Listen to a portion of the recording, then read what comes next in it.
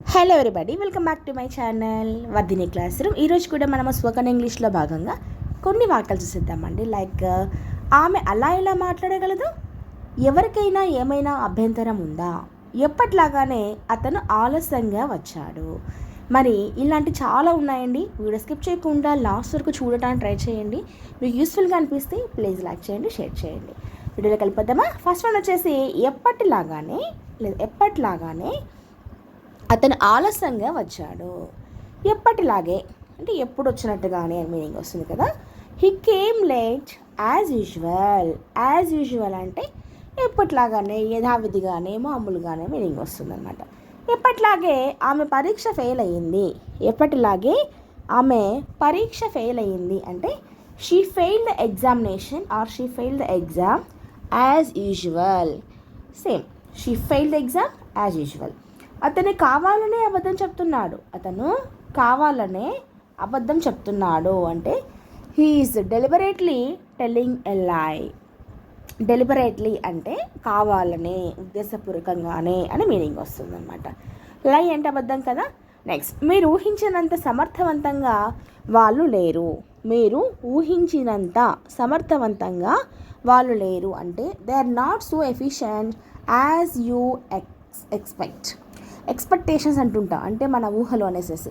Expect చేయడం అంటే మనము ఊహించడం అనమాట. They are not so efficient, వాళ్ళంతా సమర్థవంతంగా లేరు అని. మీరు ఊహించినట్లే వాళ్ళు సమర్థవంతంగా ఉన్నారు. ఎస్, ఇది పాజిటివ్, బిఫోర్ చెప్పింది నెగిటివ్ అనమాట. మీరు అనుకున్నట్లు కానీ ఊహించినట్లు కానీ అంటే they are so efficient as you expect. They are so efficient, వాళ్ళు చాలా సమర్థంగా ఉన్నారు. యాజ్ యూ ఎక్స్పెక్ట్, నేను అనుకున్నట్లుగానే వాళ్ళు చాలా ఆకలిగా ఉన్నారు. ఆకలి అంటే ఏం చెప్తాం? హంగ్రీ అని చెప్తాం అనమాట. మరి దీన్ని ఎలా చెప్తాం? They are so hungry as I think. అనుకున్నట్లంటే ఊహించడం కాదు కాబట్టి థింక్ వస్తుంది. As I think, they are so hungry as I think వస్తుంది అనమాట. అండ్ నెక్స్ట్ సెంటెన్స్ వచ్చేసేసి మనకి వాళ్ళు ఒకరి తర్వాత ఇంకొకరు వెళ్ళిపోయారు. అందరూ వెళ్ళిపోయారు, ఎలా? ఒకరి తర్వాత ఒకరు అనమాట. So they all left one after another. They all left అంటే ఇక్కడ వెళ్ళిపోవడం, మొదలుపెట్టడం అనమాట. They all left one after another. Phone ఇంకా పూర్తిగా ఛార్జ్ అవ్వలేదు అంటే the phone is not fully charged at. Phone ఇంకా పూర్తిగా ఛార్జ్ అవ్వలేదు అని మీనింగ్ వస్తుంది అనమాట. అండ్ నెక్స్ట్ వన్ వచ్చేసి నాతో నీకేమైనా పని ఉందా అన్నప్పుడు do you have any work with me అంటాం. Do you have any work with me అని చెప్తూ ఉంటాం అనమాట. ఇదే మనకి ఫార్మేషన్లో చాలా చెప్పొచ్చు. మనం అతని గురించి ఎందుకు ఆలోచించాలి ఎందుకు అంటున్నా కాబట్టి వై రావాలి. Why should we think about him, మనం అతని గురించి ఎందుకు ఆలోచించాలి. ఓకే. అండ్ నెక్స్ట్ సెంటెన్స్ వచ్చేసి మీరు ఏం చేశారో మీకు అర్థమవుతుందా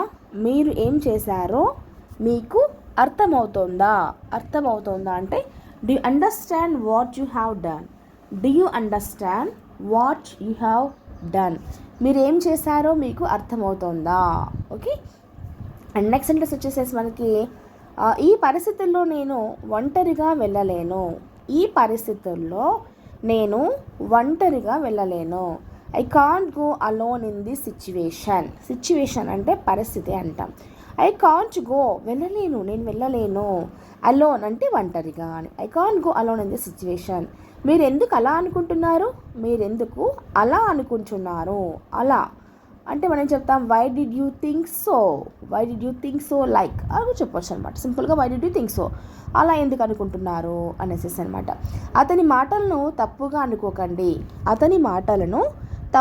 అనుకోకండి అంటే don't feel bad about his words అంటాం.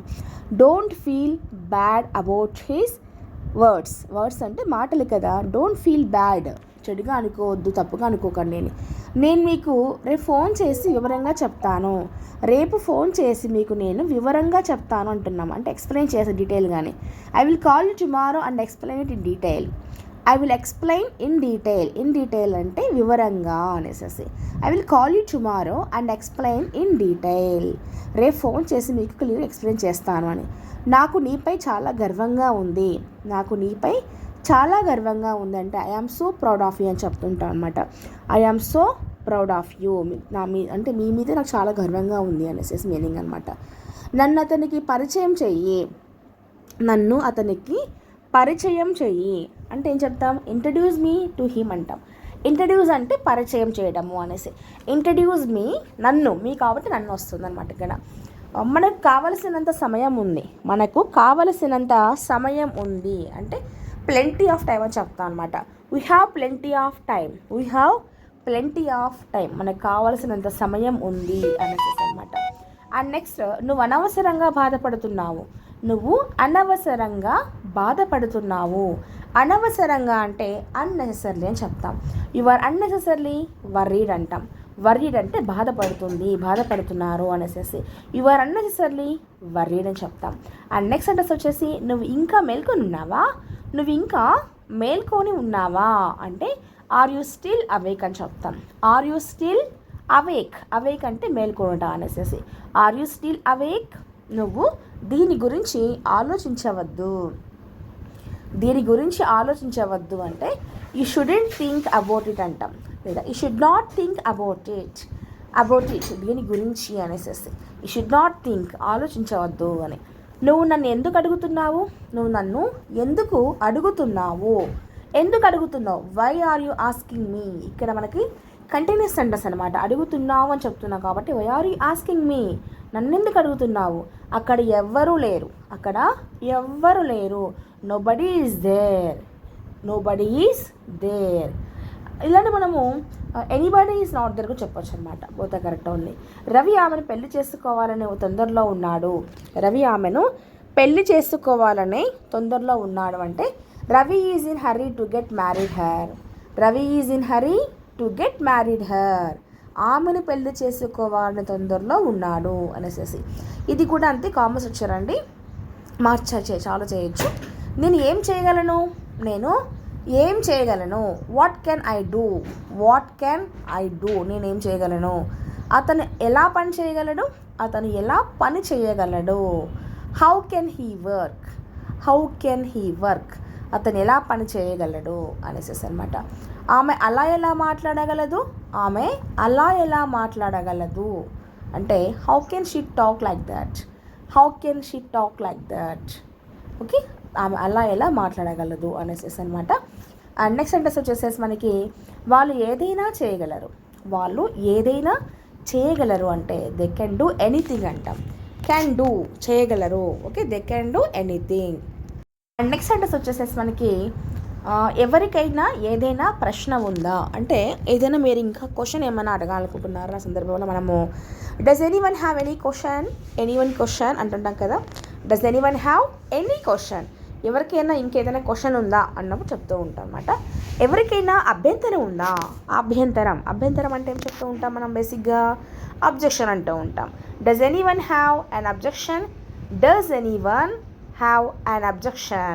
ఎవరికైనా ఏదైనా అబ్జెక్షన్ ఉందా అని అనమాట. నీకు చెప్పడం నా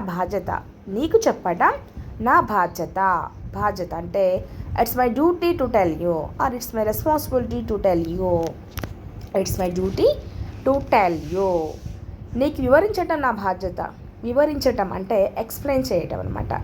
it's my duty to explain you అని చెప్తాం. It's my duty to explain you. నీకు వివరించటం నా బాధ్యత అనేసి అనమాట. That's it for today class అండి. నెక్స్ట్ క్లాస్లో మరిన్ని వాక్యాలతో కూడా మంచి వీడియో ముందుకు వచ్చేస్తాను. మరి వీడియో మీకు యూస్ఫుల్ కనిపిస్తే ప్లీజ్ లైక్ చేయండి, షేర్ చేయండి. Thank you for watching.